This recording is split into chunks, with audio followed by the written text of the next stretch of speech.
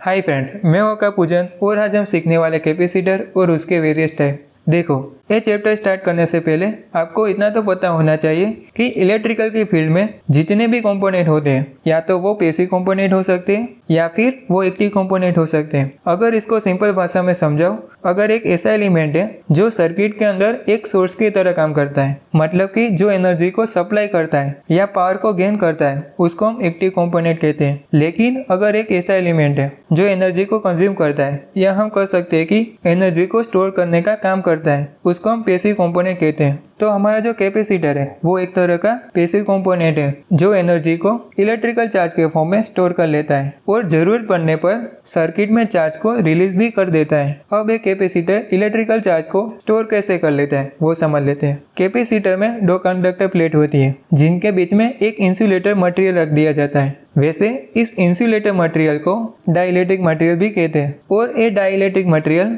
Air, paper, glass, ceramic, plastic कुछ भी हो सकता है। दोनों कंडक्टर प्लेट को मेटल की पतली रोड से जोड़ा जाता है और उसे बैटरी या और कोई पावर सोर्स के साथ कनेक्ट कर दिया जाता है और जिस मेटल प्लेट को बैटरी के पॉजिटिव टर्मिनल के साथ कनेक्ट कर दिया जाता है तो उस प्लेट पर पॉजिटिव चार्ज आएगा और उसके ऑपोजिट प्लेट को बैटरी के नेगेटिव टर्मिनल के साथ कनेक्ट कर दिया जाता है तो उस प्लेट पर नेगेटिव चार्ज आएगा। लेकिन हम इलेक्ट्रिक चार्ज वाले चैप्टर में पढ़ चुके हैं कि ऑपोजिट चार्ज आई मीन्स एक पॉजिटिव चार्ज और दूसरा नेगेटिव चार्ज को नजदीक लाने पर एक दूसरे को अट्रैक्ट करते हैं। तो इन दोनों प्लेटों पर ऑपोजिट चार्ज होने के कारण ये एक दूसरे से अट्रैक्ट हो गए, लेकिन बीच में तो डाइलेक्ट्रिक है। तब इस कंडीशन में इन दोनों के बीच में इलेक्ट्रोस्टैटिक फील्ड क्रिएट हो जाती है जिसकी वजह से दोनों प्लेटों में इलेक्ट्रिक चार्ज स्टोर रहते हैं। तो अगर हम बैटरी या सप्लाई सोर्स को हटा भी देंगे फिर भी इस इलेक्ट्रोस्टैटिक फील्ड की वजह से दोनों प्लेटों में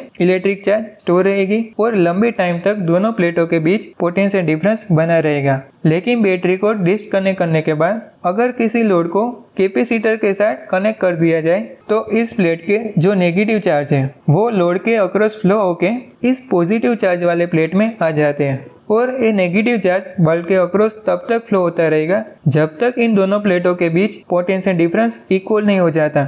देखो, कुछ लोग बोलते हैं कि कैपेसिटर एनर्जी को जनरेट करता है, तो एकदम गलत है। कैपेसिटर एनर्जी जनरेट नहीं करता, वो सिर्फ स्टैटिक इलेक्ट्रिसिटी को स्टोर करता है। जैसे फोन की बैटरी चार्ज डिस्चार्ज होती रहती है ना, सेम ऐसे ही कैपेसिटर को किसी सप्लाई सोर्स से कनेक्ट कर देंगे तो वो चार्ज होता जाएगा, लेकिन उसे किसी लोड से कनेक्ट कर देंगे तो वो डिस्चार्ज होता जाएगा। अब कैपेसिटेंस क्या है वो समझ लेते हैं। एक कैपेसिटर कितनी अमाउंट की इलेक्ट्रिक एनर्जी को स्टोर कर सकती है उसे कैपेसिटेंस कहते हैं। कैपेसिटर का कैपेसिटेंस एक पानी के बाल्टी की तरह होता है, मतलब कि जितनी बड़ी बाल्टी होगी उतना ही ज्यादा उसमें पानी रह सकता है। उसी तरह जितना बड़ा कैपेसिटर होगा उतना ही ज्यादा इलेक्ट्रिक चार्ज उसमें रह सकता है। तो कैपेसिटेंस से हमें पता चल जाता है कि एक कैपेसिटर की इलेक्ट्रिक चार्ज को स्टोर करने की एबिलिटी कितनी है। जब हम उस कैपेसिटर का इलेक्ट्रिक चार्ज और पोटेंशियल डिफरेंस का रेशियो निकालते हैं ना, तब हमें उस कैपेसिटर का कैपेसिटेंस पता चल जाता है जिसको हम फेरेड में मेजर करते हैं।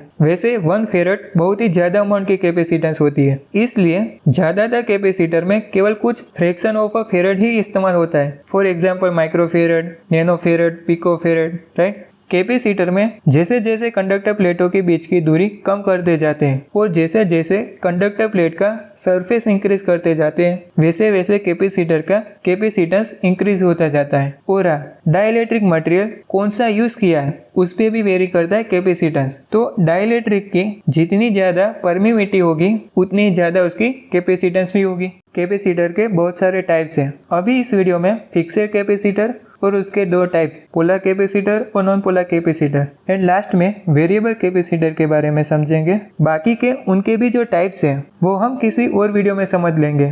तो first of all fixed capacitor क्या है? तो जिस कैपेसिटर का कैपेसिटेंस की वैल्यू प्री डिटरमिन होती है या फिक्सेड होती है, जिसकी वैल्यू को हम चेंज नहीं कर सकते, उसको फिक्सेड कैपेसिटर कहते हैं। फिक्सेड कैपेसिटर दो प्रकार की होती है, polar capacitor and non polar capacitor. तो पोलर कैपेसिटर क्या है? तो जिस कैपेसिटर में पोलरिटी होती है, मतलब कि जिस कैपेसिटर का पॉजिटिव टर्मिनल और नेगेटिव टर्मिनल फिक्स होता है, उसको हम पोलर कैपेसिटर कहते हैं। और पोलर कैपेसिटर को सिर्फ डीसी करंट करंट पर ही चला सकते हैं, एसी करंट पे नहीं चला सकते, क्योंकि सप्लाई सोर्स का जो पॉजिटिव टर्मिनल है उसे सिर्फ पोलर कैपेसिटर के पॉजिटिव टर्मिनल के साथ कनेक्ट कर सकते हैं, इसको पोलर कैपेसिटर के नेगेटिव टर्मिनल के साथ कनेक्ट नहीं कर सकते। उसी तरह सप्लाई सोर्स के नेगेटिव टर्मिनल को सिर्फ पोलर कैपेसिटर के नेगेटिव टर्मिनल के साथ कनेक्ट कर सकते हो। अगर हम पोलर कैपेसिटर को सीरीज में लगाते हैं ना, तो पहले बैटरी में से करंट सीधा कैपेसिटर में जाते हुए बल्ब में जाएगी, जिससे बल्ब ऑन हो जाएगा। लेकिन जब कैपेसिटर चार्ज हो जाता है तब कैपेसिटर तुरंत करंट को ब्लॉक कर देता है, तो जो बल्ब है वो कुछ ही मिली सेकंड के लिए ऑन होके ऑफ हो जाता है, क्योंकि जो डीसी कैपेसिटर है वो डीसी करंट को ब्लॉक कर देता है जब हम उसे सीरीज में लगाते हैं। लेकिन अगर हम पोलर कैपेसिटर को पैरेलल में लगाते हैं तो सबसे पहले कैपेसिटर चार्ज होगा, फिर कुछ ही मिली सेकंड के बाद बल्ब को करंट देने लगेगा, जिससे बल्ब लगातार ऑन रहेगा। इसका मतलब पोलर कैपेसिटर को पैरेलल में लगाने से करंट को ब्लॉक नहीं करता। लेकिन नॉन पोलर कैपेसिटर में कोई पोलैरिटी नहीं होती, मतलब कि नॉन पोलर कैपेसिटर को सप्लाई सोर्स के पॉजिटिव और नेगेटिव टर्मिनल के साथ कोई लेना देना नहीं होता। आप नॉन पोलर कैपेसिटर के पॉजिटिव और नेगेटिव टर्मिनल को डीसी या एसी सोर्स के साथ ऐसे जोड़ो या इस तरीके से जोड़ो या इस तरीके से जोड़ो, कोई फर्क नहीं पड़ता। इसलिए नॉन पोलर कैपेसिटर एसी और डीसी दोनों में वर्क करता है।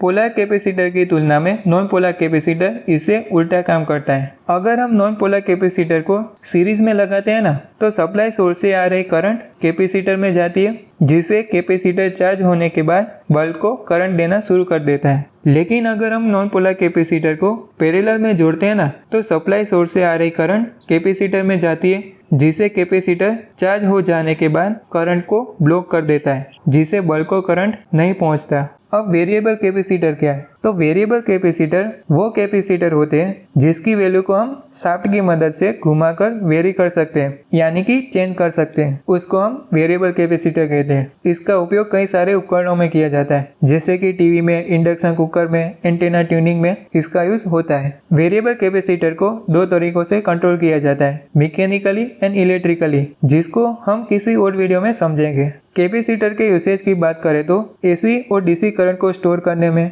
फिर पावर फैक्टर करेक्शन में, लो पास फिल्टर के लिए, नॉइस फिल्टर के लिए, हाई पास फिल्टर के लिए कैपेसिटर का यूज होता है। फिर लेजर, रडार, पल्स बनाने वाले नेटवर्क के लिए, radio and antenna tuning circuit में कैपेसिटर का यूज होता है। फिर आपने मोटर या सीलिंग फैन में कैपेसिटर को तो देखा ही होगा। इसके अलावा सर्किट में एसी और डीसी कंपोनेंट को अलग करने के लिए कैपेसिटर का यूज होता है, क्योंकि कैपेसिटर एसी को पास करता है और डीसी को ब्लॉक करता है। इसके अलावा भी कैपेसिटर के बहुत सारे यूसेज हैं। अब नेक्स्ट वीडियो में हम series, parallel and complex combination of capacitor का कैलकुलेशन कैसे करते हैं वो सीखेंगे।